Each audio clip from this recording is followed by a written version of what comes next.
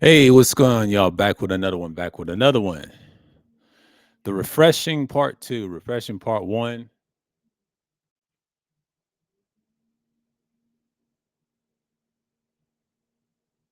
Refreshing part one was about China and things. I'm refreshing on content, and then part two is kind of like you get used to the certain things and whatever. What's going on here? That's it. I don't see what's going on here. So let me check something. Let me check something. I gotta go off cam for a minute. Hold on. What's going on with this?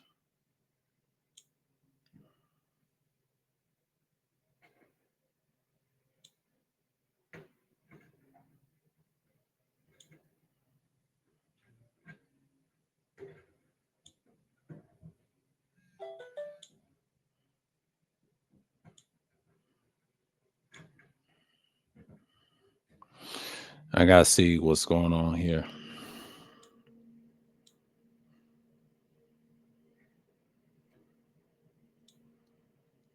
Okay.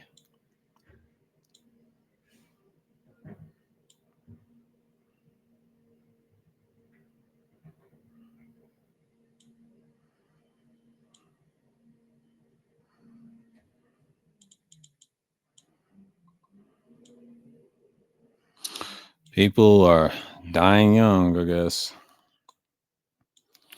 Okay, enough on that. Enough on that. Refreshing part one. If y'all miss it, and just in case y'all know it's in my channel, you'll say, but it talks about China part one. We're talking about China part two on this one, refreshing two. And this is about China and then a little bit of Japan and just getting a little the historical dark history streams. I said I was gonna do these type of topics. Like I said, I gotta see what month I'll say the off break will be.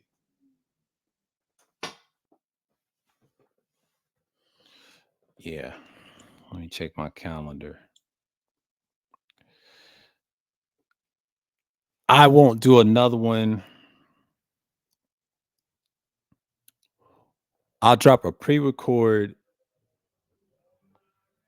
on that third. It's gonna be something, right? I won't still pre-record. But the thing is, I'm gonna push the live stream on the 17th of July. Yeah. Because July is not one of my months I focus on live streams. I'm gonna take a 2 week break because I should have took one in this month, but in reality, I said, no, let me take a 2 week break. Because that way I won't live stream, but I will pre-record the rest of the 2 weeks. I'll drop something in between and I'll push them to those days I recorded. I'm just not, there, I'll premiere two videos for y'all. And then I'll come back on the 17th. I might do one this coming up before the 4th, and then I'm just gonna leave the rest of the two. And I think I'll probably do it on the before the 4th. And the other 2 weeks, you ain't gonna see me posting Wednesday like as much. You know what I'm saying? I'll just get y'all heads up, but I'll move it all on the 17th. So I'll do it that way. I'll say do it before the 4th. The next recording will be on the 17th and the live stream. I'll do it that way because I'll be, you won't see nothing on the 10th. They said, why is he ain't doing the 10th? You know why? Let's get away from this shit. And it just goes to show you that, it's time consuming, man. But, I heard DJ Music, shouts out to Supreme Elder, talking about this stuff and it gets kind of draining. This content I've been over here doing this for decades, and that's the stuff that a lot of people say you getting paid for. I'm not getting paid for it. I ain't trying to. It ain't worth it. I ain't trying to lose my channel over nothing. I ain't got time for that. I lost it once. I'm not gonna argue with people. I'm not gonna play their games, and I'm not doing none of that. That's not who I am. I will never do none of that. That's they trying to confine you into some nonsense. You know what I'm saying? I don't play like that. I'll skim through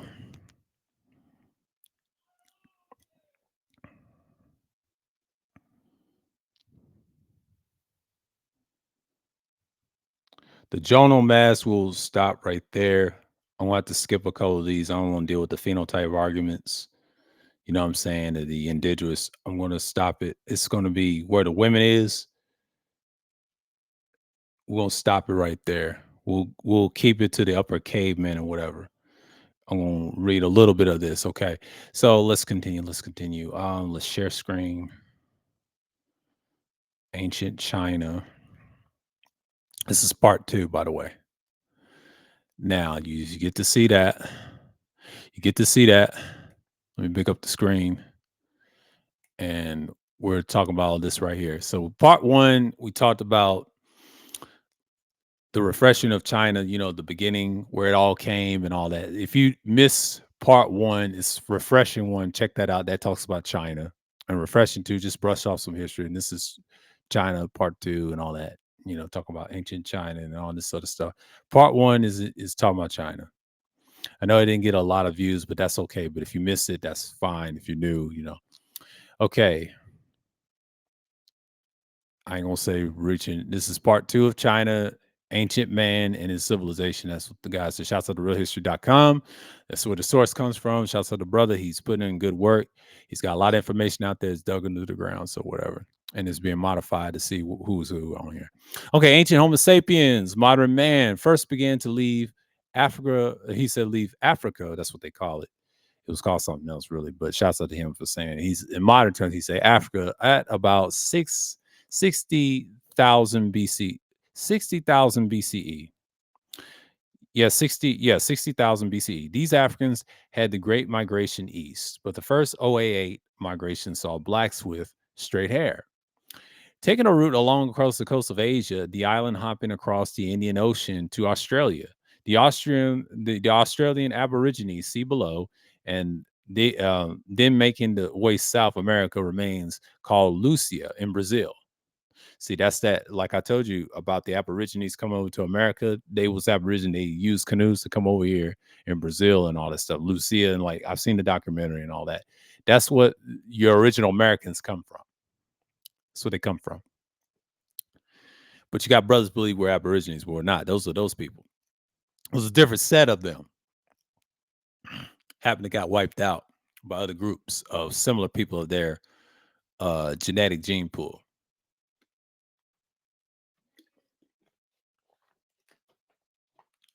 A lot of y'all try to separate that, but it ain't true. It's the same people that conquested them, and then other groups came in and smashed them. You know how it is. But the second '08 migration event saw blacks from Africa, some with straight hair and Mongol features. See sand people below, but take an inland route. Take an inland route through the South Asia and one up to the China about 50 to 45,000 BCE, where they are settled, included with this group, straight hair blacks without Mongol features, but now called Dravidians, who stay close to Africa and settle in India and other areas of southern Asia. See below. Continuing to the Zoka Kadungden cave, China, where Peking Man was found. We just recently talked about the Peking Man in the last recording.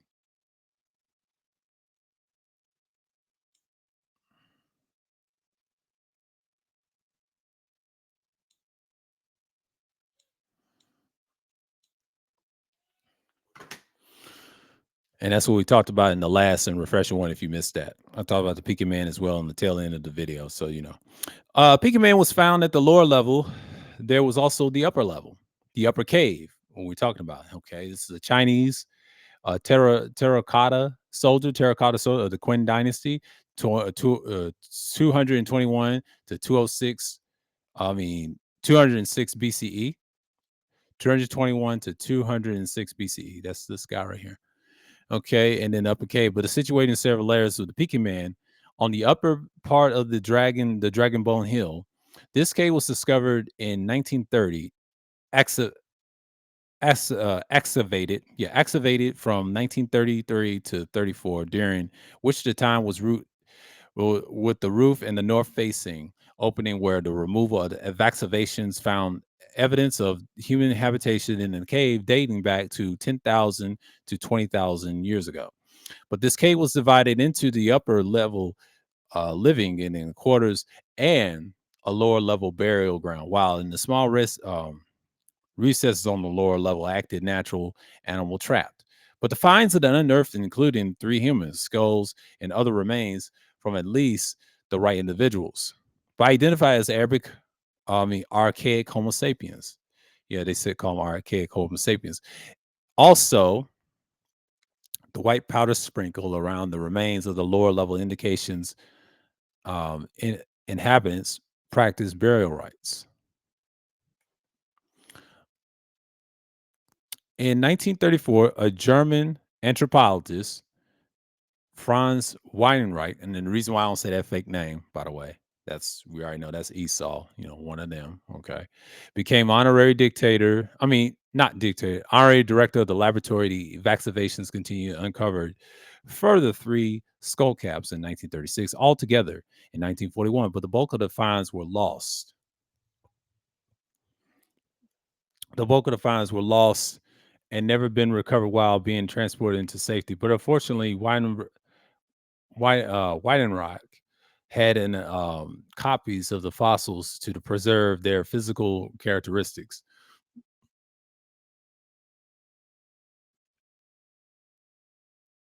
Yeah, their physical characteristics, knowing albinos as we do, except with caution. He called them albinos. He filed for that. Okay. Many researchers cited Weidenreich, 1939, believed that the Upper Cave skeletons provide the earliest evidence for the presence of the modern humans in the Eastern Asian region. But what in perplexed Weidenauer, however, was the variation between the three crania in 101, the 102, and 103. But the absence of clarity clearly defined East Asian skeletal my, micromorphy, microholography. Yeah, microbiology. Yeah, excuse me, skeletal microbiology.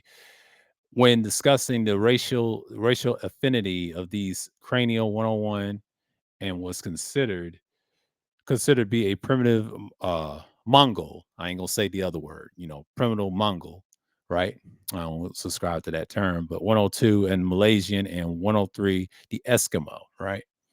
But these conclusions have been discussed in some detail in numbered authors, particularly a relations in the evolutionary history of East Asia and the Kuhn 1962 and the Kamingan and Wright 1988, Wolfbrit in 1984, 1960. And unfortunately, original specimens along with the locally Homo erectus materials were lost in 1941.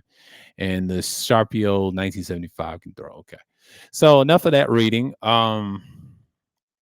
Let's go with the upper caveman. That's what they say. Albinos roughly created a forensics of revenue. That's what they would say. But the adult make 101, the upper cave, Zoka Kindon in China, estimated to be much older than 10,000 BCE. And this is their little claim to fame. So, okay, the old man and all that stuff. Okay, we're gonna stop it right here, and we're gonna big up my screen whatsoever. This is the beginning part. We're gonna get into the part I gotta skim through because I don't want to get popped over some nonsense. You know how YouTube don't want no graphical stuff, and the women, you just don't need. You can find it on realhistory.com China if you want to see all of it. It show you the details of Aboriginals, and this guy has a lot of knowledge. And the Sand people, okay, we can go through the Sand people, the racial identities. Don't need it. I mean, they talk about you get the idea, right? And I'm not going to show you the graphical stuff because yeah, they have what, not clothed, but YouTube is sensitive like that. So I'm trying to skim through all that. I ain't trying to get into racial stuff. Like it's don't need. It's like debates that we don't need. We're just gonna stick to the facts, what's presented with the old stuff, and stay away from the indigenous actual comparisons. We know we got the idea. It's just what it is. We're going to the Jomon mask, and we're going to skim through it. We're not going to skim through it. We're just going to read through what it says, and there we go. I'm not going to go scroll even further than that. I'll stop it and show myself and see what's what. Okay, the Jomon mask. Pause to look across the Korea Strait, which is connects to China via Korean peninsula to the southwestern Japanese islands of the Koshu and Honshu. But the Korea Strait is about 120 miles wide, but the average about 300 feet deep. It is dotted with many islands, thus making the island hopping relatively easy. About 35,000 BCE, a group of these African Chinese, later known as us as the Jomon, took this route and entered Japan, but they became the first humans to inhabit Japan islands. Later, another group, although do not have ancient lifelike depictions of Jamin and Anu. Yeah, Anu. We do have pictures of the members of the former migration group, their genetic cousins, the Andaman Islanders of the Indian Ocean, just off the coast of Burma and Thailand. Burma is known as Myanmar or Myanmar, how they want to pronounce it. Some people pronounce it Myanmar or Myanmar, but it don't really matter. But oddly, Indians were not part of this group. Today, the Ottoman genes can still be found in 40% of the modern Japanese, as well as the Mongolians, the Tibetans, and the genetic testing specific to Z and Shang and Olmec. And Olmec, as far as we know, has not yet been done. Yeah, so Olmec people are a mixture of all those people. They're all related. What you say in scriptures is like, you know,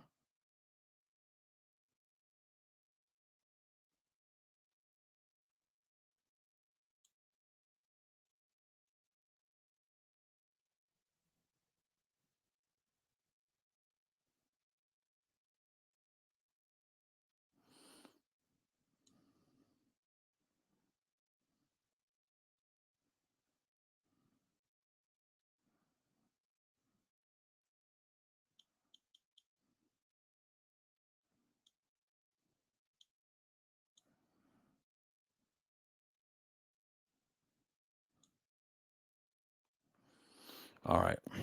Enough of that nonsense. Distracted, but that's basically it. Okay, let me got to do this again for restraints and see what we got here for a minute. Hold on for a minute.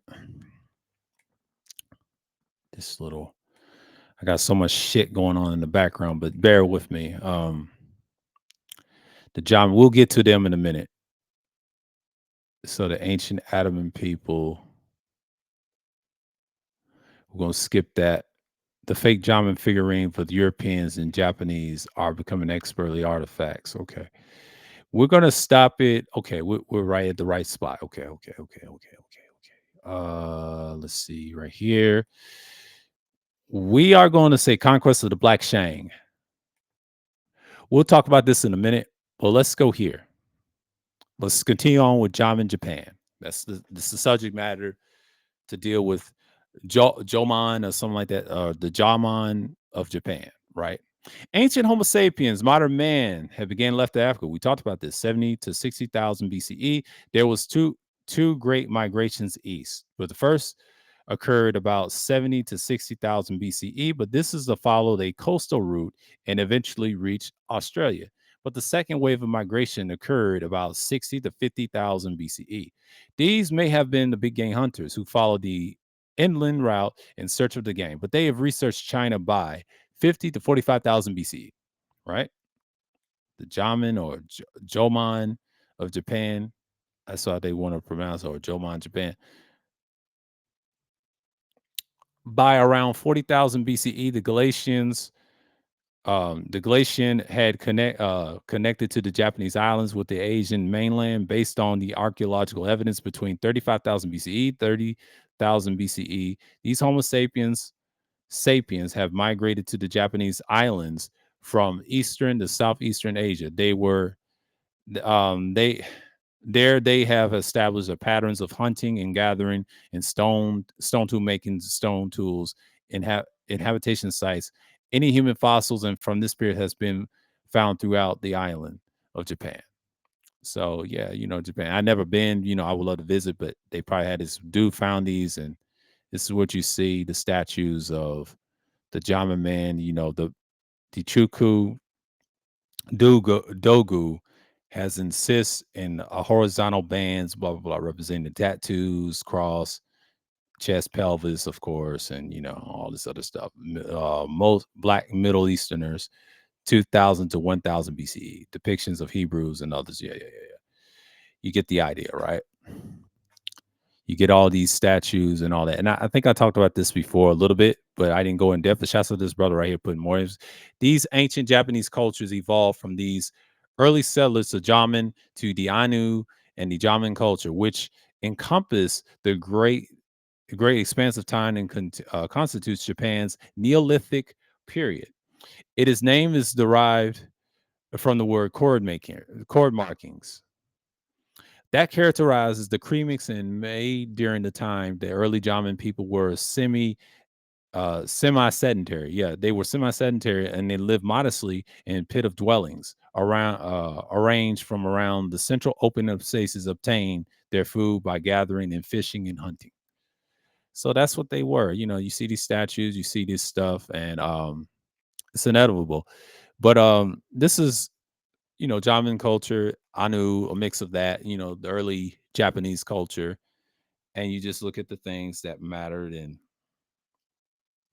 I'm just looking at it like what's going on.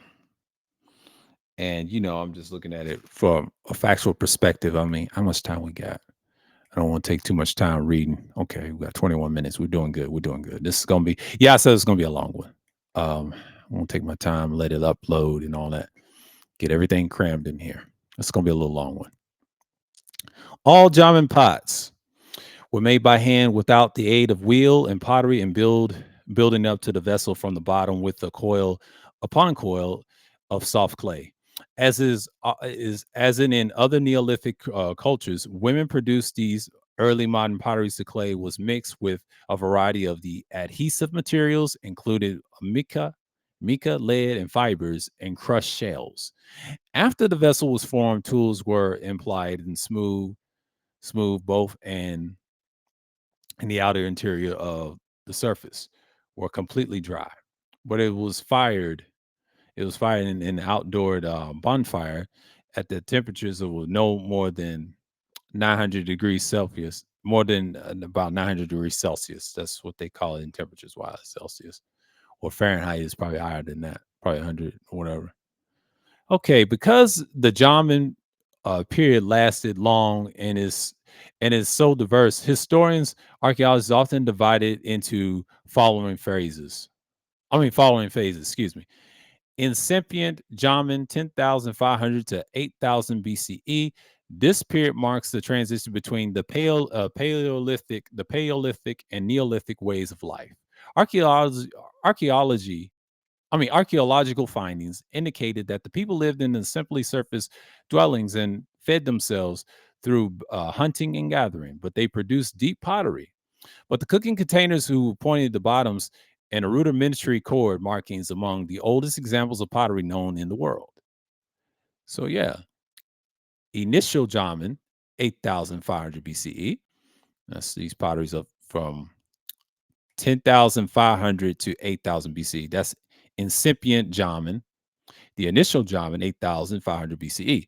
By this period, but the gradual climate warning that had begun 10,000 BCE, but its sufficient significantly raised sea levels, but so that the southern islands of the Shigoku and Kyushu was operated from the main island in the Honshu, but the right of the temperatures of also increased the food supply, but was derived from the sea as well as by hunting and animals and gathering plants, fruits, and seeds. Evidence of this diet is found in shell mounds or in ancient refuse heaps. Food and other necessities of life were acquired require process with the use of the stone and the tools such as the grinding and rocks and knives and axes.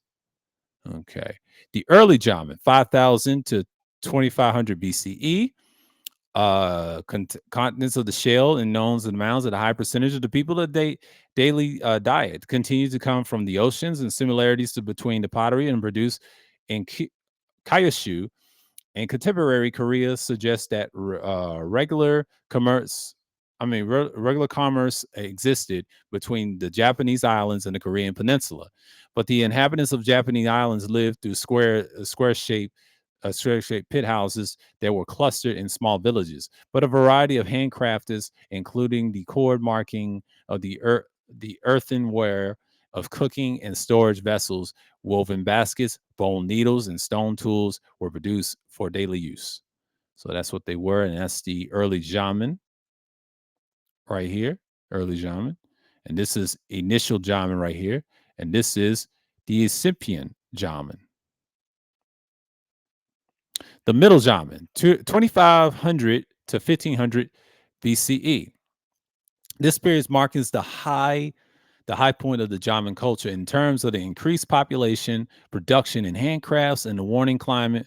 The warming climate peaked in temperature during this era, causing movement of communities into the mountain regions. Refuse heats indicate that the people were sedentary for long periods and live in large communities. They fish, hunted animals such as deer, bear, rabbit, and duck, and gathered nuts and berries, mushrooms, and parsley. Early attempts to the plant to the cultivation of May Day to this period, but an increase of the production of the female figurines and the phallic images of the stones and was in the practice of burying the deceased in shelled mounds and suggested as rise in a ritual practice.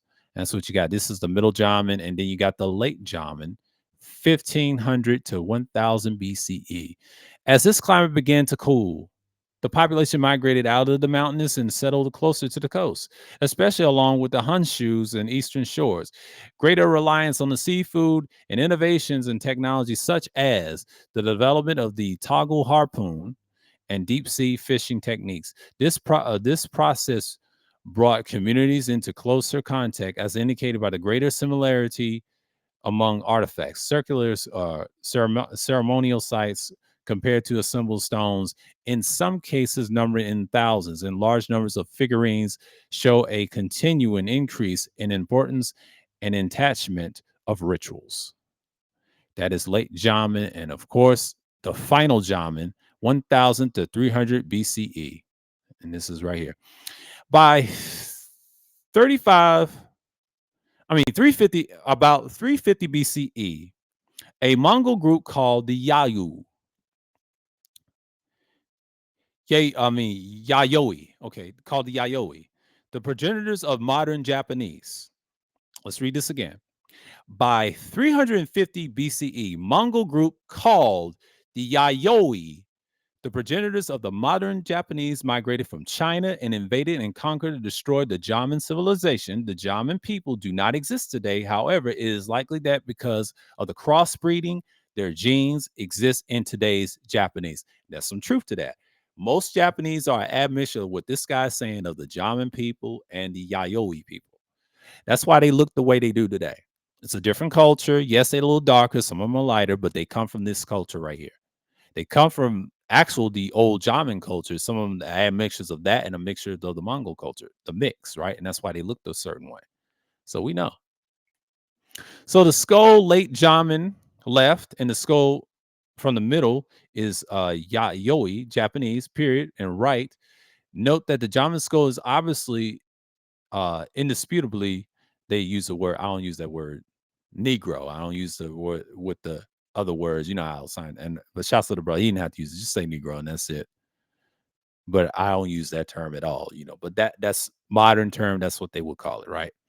And then you have your the fake Jamin statuette, comparison and all that, the DNA and all that prehistoric. So yeah, that's basically it. This is the Jamin Japan. We talked about this. I talked about this more about the Almond people, but this is John Japan. But I talked about a little bit of certain aspects of it in China before and pre-records and all ever. But this is refreshing too. I just want to refresh your memory that I used to talk about these stuffs all the time. And we're gonna go with Conquest Black Shang and Tracota Soldiers, and it's a little bit of China. We're going to the modern Chinese. We're gonna skip that for now. We'll show you the pictures and we'll end it like that, okay? Because we read so long. We'll talk about the Quinn. We're going to talk about the conquest right now. We're going to talk about the conquest of Black Shang. We just talked about Japan. How much time we got? 29 minutes. Okay, we got time. It's going to be a long one. Okay. Conquest of the Black Shang. like other peoples of great Eurasian plains, but the presumed white Zhao were a nomadic tribe, but they lived with the west of the Shang kingdom. Due to their nomadic ways, they learned how to work with people of different races and cultures after the time they settled in the Wei River Valley, where they became vassal of the Shang. The Zhao eventually became stronger than the Shang, and at about 1040 BCE, they defeated the Shang in war. Part of their success apparently came about between their ability to gain alliances and disaffected Shang city states. The Shang also have been weakened by constant warfare with the unknown people to the north. After their victory, the Zhao built their capital in Xi'an. Quote, Shang also has been weakened by constant warfare, also known people to the north. Blah, from that quote above. There's no need to read that. Just explain the acknowledgement of the history or wherever. The answer is he said, we do not know so far, but the material became available with the speculation and all that. This is speculative, what they mentioned right here. So, what I just read, Raleigh Man, and, that's what they provide. Shouts out to brother for explaining this part. And y'all can read this in part 2 of China on realhistory.com. Just go scroll down all the way to the end. If you see China, press part 2, and boom, there you are. And you're welcome for that information. This is realhistory.www.com. You can find it. It's on any website you can think of. Okay, traditional Chinese history said that the Zhao were able to defeat Shang because of the Shang have degenerate morally. Part of this belief may have been propagandized as the Zhao in themselves, as they were the proponents of the mandate of heaven. But the Zhao used to have the validate their takeover and subsequently ruling with the former Shang kingdom, but the mandate of heaven. So it says that heaven places mandate to the rule on any family. But this is a morally worthy a responsibility. The only way to know if the mandate has been removed from the ruffling family is they are overthrown. So if the rule is overthrown, then victors and mandate heaven. In other words, if you win, then God must be on your side. God be on your side. That's what they say, and wanted it that way. Perfect victor's logic. That's that's how it is. Ancient Chinese skin colors. The oldest life depictions of the non-Shang ancient Chinese what we have is the terracotta army of the Qin dynasty, 21 to 2100 to 206 BC. We just read that earlier in the recording. And see below, the terracotta army is the terracotta warriors, horses, and Qin Shang and first Qin emperors and terracotta figurines and during the 210 BCE, but were discovered in 1974 by social local farmers in Xinjiang and Province in China near the mausoleums of the Qin Shang Huan. And then we're also home of the first Zhao kings. From these statues, were originally were painted with natural skin tones, but mostly black, but are mostly faded and peeling. But we can nearly see the skin colors of the phenotypes of the ancient Chinese people, which is quite different from the Chinese people of today, which is strange because after thousands of years of blacks and whites coexisting the same region, Central Asia, East Asia, there should not have been such a clear distinction between blacks and non-blacks, such as the late date, but they have looked up more like the mulattoes of today, which is true. Even though the Tarmian and Mummy above is clearly not an albino, it does not show so much admixture, but either it's a very unusual for humans to coexist together in the same region, but not crossbreed to any appreciable degree. But for such a long period of time, it indicates that the earliest years of the man's inhabitation in Central Asia and East Asia, there were impediments to the impediments of blacks and albinos intermingling, but the catalyst for ending this separation was obviously the defeat of the Black Shang by, we assume, White Zhao. And so up here, we got this figurine of the Chinese charioteer, Eastern Zhao dynasty, warning the warning statue from 475 to 2100 BCE. There was a warning of their extinction and conquest. So this person right here. So the Quentin Treadtower soldiers have created and Harari cover-ups of blackness and all that. Yeah, that's what this guy said. We're gonna skim through. We're just gonna show you the pictures. That's what they look like. Come close, and that's what they are, ancient. And it is what it is. That's a long time ago in the Genghis Khan period and all that. Modern Chinese, that's what they are. That's modern. This is the people. Shouts out to those peoples. I know they Gentiles and everything, but this is for educational person. No hate over here. And that's what they look like today. And then it don't really matter because make sure they have their own culture. The Box Rebellion, it's a lot of stuff, man. China culture is already uniquely inbound, and this is the stuff that they do. So it's enough of that. But shouts out to this right here, China, right there. We skimmed real fast, and then and that's it. That's it on China Part 2, and that's just it. And then that's just all I want to talk about. But with this piece, this is the refreshing part too. I just talked about a little bit of Japan and things in that nature. And I just want to skim through everything. I just want to read what it says about the conquest. And it's pretty much the same, like as always, but you understand that this is the type of history that we're talking about. So with that, we're gonna stop sharing for a minute and get right into it. I just want to put this piece out. I know it's a late notice, and I might drop something before July 4th, and that's it. I'll do that. I probably record it on this coming weekend or whatever, and then you get to see what's going on. But until that matter, I'll talk about something different. I'll come up with it. I'll just drop it on that third day, and I'll surprise y'all. So with that, shalom to the people of Israel, and get the knowledge of the Gentiles, of course, and shalom to them as well. And praise the name of Yah. As always, until next time, I'm signing off, and I will see y'all on the 17th on a live stream, and probably doing a recording. But remember, I'll drop some before 4th of July. So with that, sign off, and I'm out.